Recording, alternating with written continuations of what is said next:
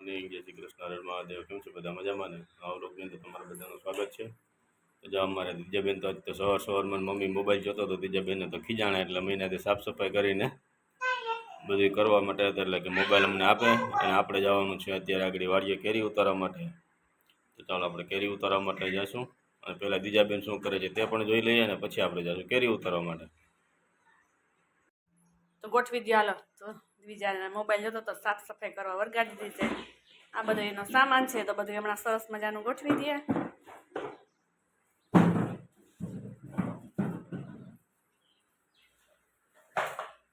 વ્યવસ્થિત થવું જોઈએ બધું.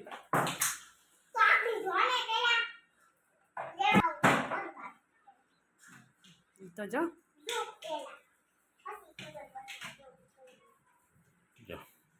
અમારા દિજાબેન જે મહિના છે એની બધી વસ્તુ ગોઠવવા. સાફ સફાઈ તો થઈ ગઈ છે, હવે મહિના છે બધી ગોઠવવા.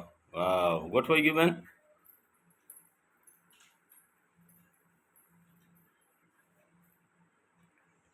હવે ખુરશીનો વારો આવ્યો સાફ સફાઈ માટે અને ટીપાઈને તો જે બધું ગોઠવાઈ ગયું છે વ્યવસ્થિત. હવે બેન વળગી ગયા છે ખુરશીની સાફ સફાઈ કરવા માટે.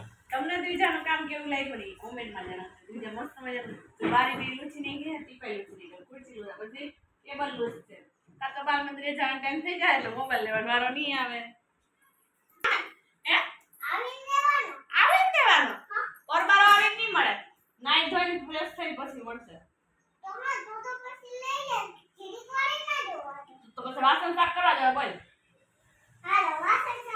કરીશ ને? આ તો બોલ. માર બેટી હું તો ક્યાં વાસણ મૂકું છું?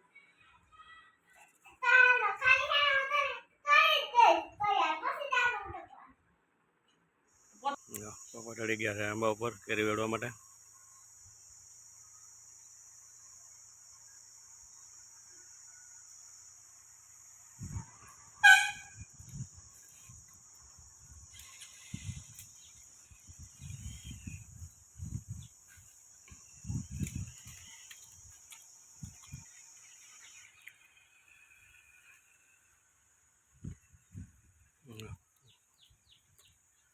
ચાલુ કરી દીધું કેરી વેળવાનું.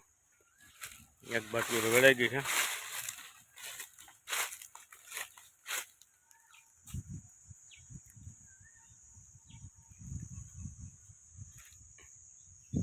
જો આપણી મગફળી પણ વ્યવસ્થિત રીતથી ઉગી ગઈ છે આમાં. તો આવી રીતે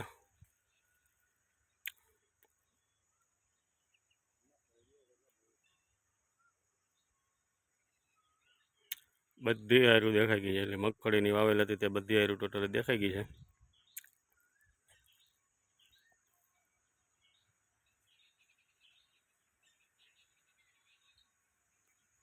અને આખો દિવસમાં કઈ ટાઈમ ન મળે. અત્યારે અમારે જો બપોરે જમીન પછી આ રમવાનું. કેમ બાકી દડો ક્યાંય જાય ને ગમે એમ મારે ને દિજાબેન અમારે.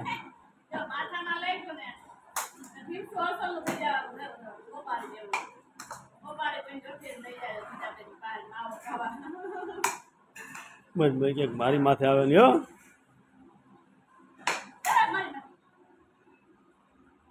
કઈ ધંધો હે જોઈ લે.